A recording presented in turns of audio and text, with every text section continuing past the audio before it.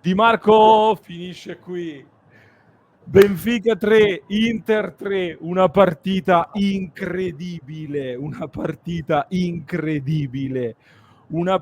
Simo che prima approcciandoci alla gara dicevamo dai è sostanzialmente inutile, non ci interessa molto, tanto il primo posto si decide all'ultima giornata e invece poi ha preso delle vie incredibili, davvero clamorose perché l'Inter va sotto 3-0 con un atteggiamento nel primo tempo che ci aveva francamente molto deluso, un turnover totale che per me rimane comprensibile e rimane giusto, anzi questo certifica secondo me come il problema non fosse il turnover quanto la mentalità di chi è sceso in campo nei primi minuti, perché poi l'Inter fa una rimonta clamorosa fino al 3-3 e poi il Benfica rimane in 10 uomini e negli ultimi minuti avrebbe anche la grande occasione per fare il 4-3, ma Barella purtroppo sbatte contro il palo.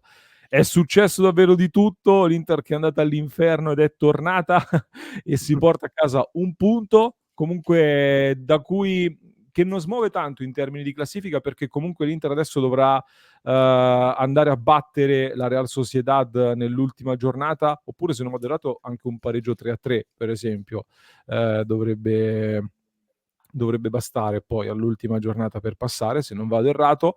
Comunque bisogna andare a vincere a San Siro, cosa che io dall'Inter mi aspetto in casa contro la Real Sociedad, nonostante un avversario sicuramente ostico, però grande reazione e secondo me rimane soprattutto questo di questa partita, una partita che poteva essere praticamente inutile, ma che invece ci lascia un po' di rammarico perché avremmo potuto anche vincere, ma ci dà secondo me un'iniezione di fiducia e di carica importante.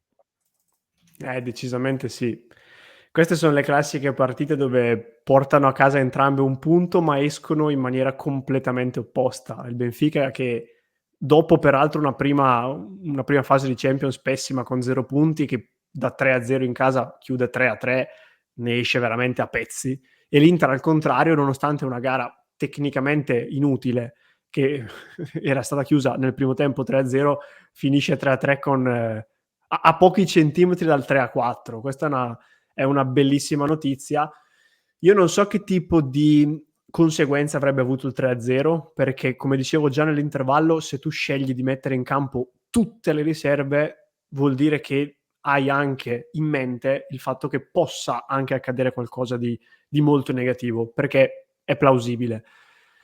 Dopodiché la cosa bella è che comunque l'hai rimontata e rimane un pizzico di rammarico perché appunto il ragionamento era anche legato al fatto che la Real Sociedad in casa col Salisburgo molto probabilmente vince e invece fanno 0-0 e quindi noi facendo il quarto gol avremmo avuto anche il doppio risultato all'ultima. Però fa niente, dai, c'è veramente anche una serata estremamente divertente. Per chi non ci ha seguito in diretta mi dispiace perché ci siamo divertiti. Mi dispiace per voi, è vero, ma io Simo da questa partita esco intanto con una domanda, voglio sapere che cosa ha detto Inzaghi negli spogliatoi all'intervallo. Pagherei veramente per, per sentire che cosa ha detto Inzaghi negli spogliatoi. E l'altra cosa, un messaggio che dico a tutti, ma come fate voi a non essere interisti? Cioè voi che tifate altre squadre non capisco davvero come fate a tifare altre squadre, perché non ci sono davvero paragoni con quello che ti fa vivere l'Inter, almeno, almeno secondo me. Andando anche un po' più sulla serietà, poi a freddo faremo anche un'ulteriore analisi. Ribadisco, per me la partita oggi per fare turnover era giusta. Poi, chiaramente, io non ero d'accordo con chi nel primo tempo diceva ecco, vedete con chi dice che abbiamo due squadre, invece le riserve sono queste, le riserve sono scarse. No, le riserve non sono scarse, le riserve pagano che inevitabilmente quando cambi tanti giocatori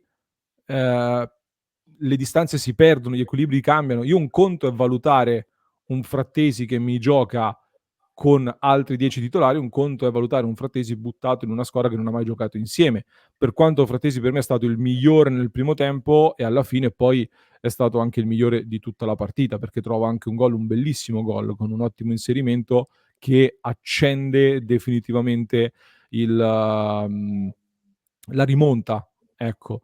Quindi su questo discorso non mi trovava molto d'accordo e per me quindi ribadisco che Inzaghi ha fatto bene a fare questi cambi, perché poi se noi chi critica stasera questi cambi, probabilmente molti sono gli stessi che criticavano dopo il Liverpool, avete dato troppa importanza al Liverpool e poi abbiamo perso il campionato. E se tu oggi, per onorare la Champions, per prenderti il premio della Champions, poi ti perdevi 3 o 4 giocatori magari, o comunque ti stancavi e perdevi domenica col Napoli, volevo vedere quella che sarebbe stata poi la risposta. Chiaro che poi il giudizio anche sulla partita di oggi, così come quello sulla partita con la Juventus, si completa con quello che succederà contro il Napoli, perché ovviamente il giudizio andrà fatto anche lì. Io esco con molta soddisfazione, alcune cose da rivedere, poi parleremo dei singoli, però portiamoci a casa soprattutto la reazione di quest'Inter, e per me oggi Inzaghi ha fatto le scelte giuste e il campo gli ha dato ragione.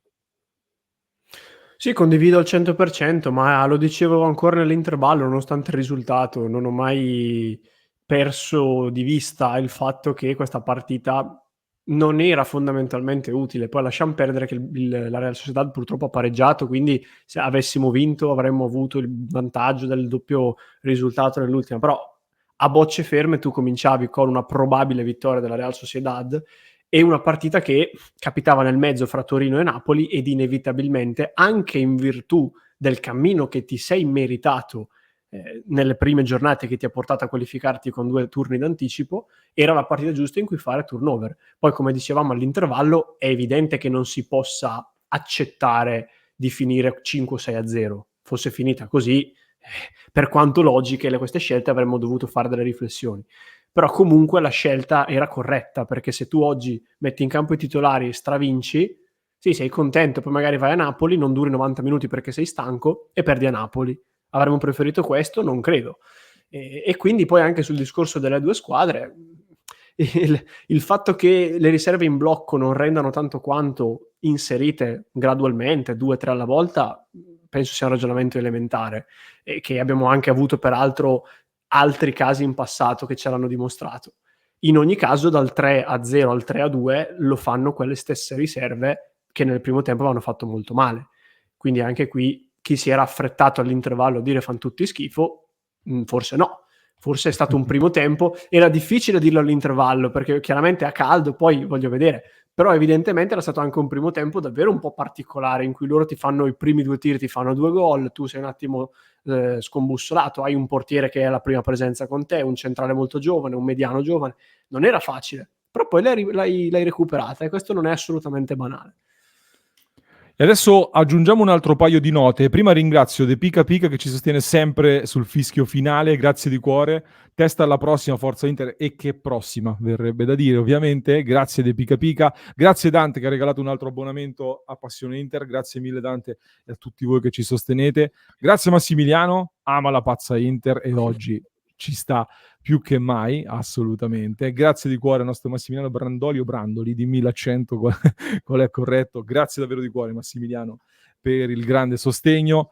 Rita, la nostra Rita da 15 mesi, l'Inter non è per tutti, questo lo lascio in evidenza della nostra Rita, grandissima, e sono d'accordissimo. E mi porto a casa un po' di note anche sui singoli, perché stasera, come dicevo, una delle cose principali da tenere d'occhio era proprio le prestazioni dei singoli, però contestualizzate in un Inter profondamente diversa da quella che ci aspettiamo titolare.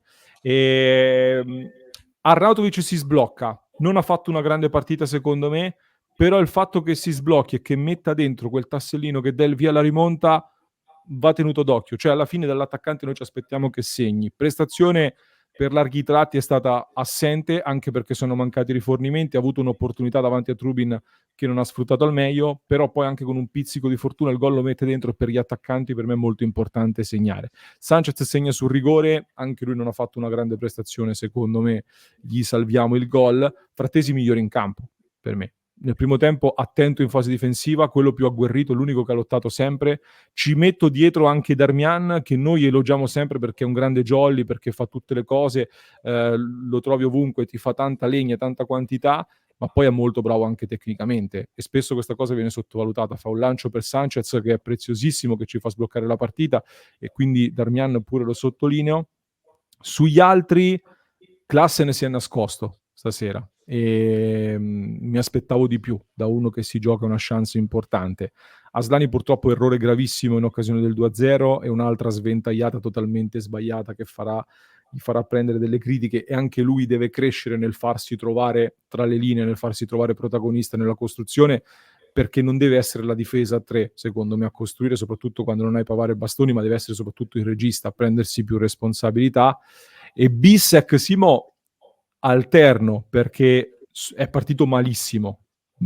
Fase difensiva, spesso fuori posizione, sui gol ha delle responsabilità pesanti, anche nel finale ha rischiato lì facendo scorrere una palla, l'attaccante lo stava per beffare, poi però fa l'assist di testa, fa 2 salvataggi importantissimi, per me mette in mostra delle doti molto interessanti, non è ancora abituato a questi livelli.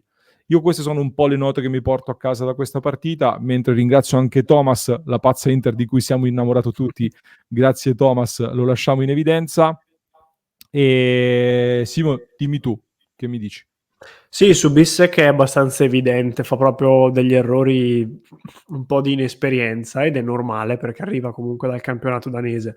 L'anomalia, apro e chiudo parentesi, era chi dopo il primo tempo di Salisburgo lo voleva vedere titolare, cioè nel senso alla fine siamo sempre lì, il giudizio va dato sull'ampio spettro temporale, non sulla singola partita. Primo tempo da 3 in pagella, ripresa in cui è migliorato. La ripresa non cancella gli errori anche gravi sui gol del primo tempo, però è comunque Bissek, non è Pavard, e quindi è normale che debba ancora crescere. Sugli altri io voglio dare una piccola nota di merito ad Aslani, perché sul secondo gol perde un pallone allucinante proprio per la scelta di cercare una giocata in una zona in cui era anche raddoppiato e che era completamente folle.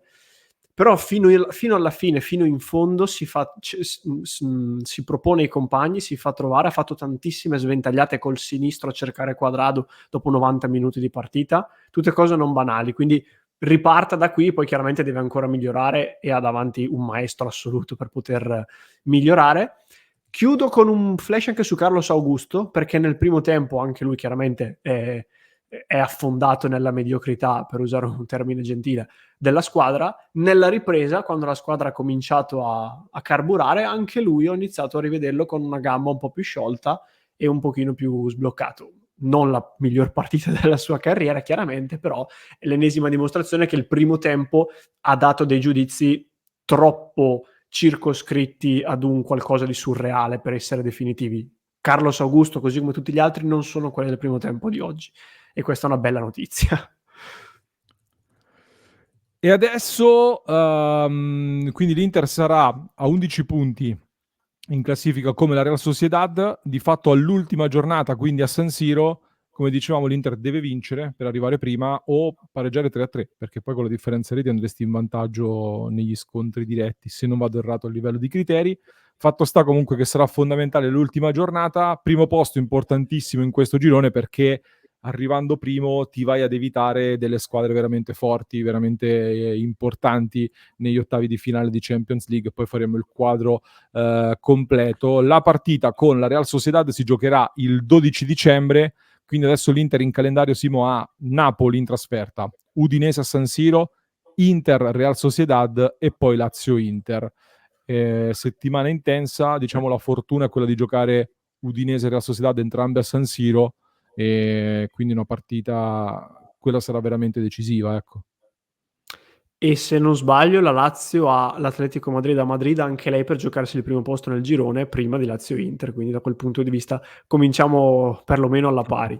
Vabbè, la diciamo anche prima, alla fine è un girone dove la Real Sociedad si è meritata di essere fin qui, ed è giusto che l'Inter, in quanto secondo me più forte la Real Sociedad, in casa provi a batterla per cercare di prendersi il primo posto. Poi se non ce la farà le faremo un applauso, però è anche tra virgolette giusto così, no? Che questo girone si concluda con lo scontro diretto interno fra le prime due.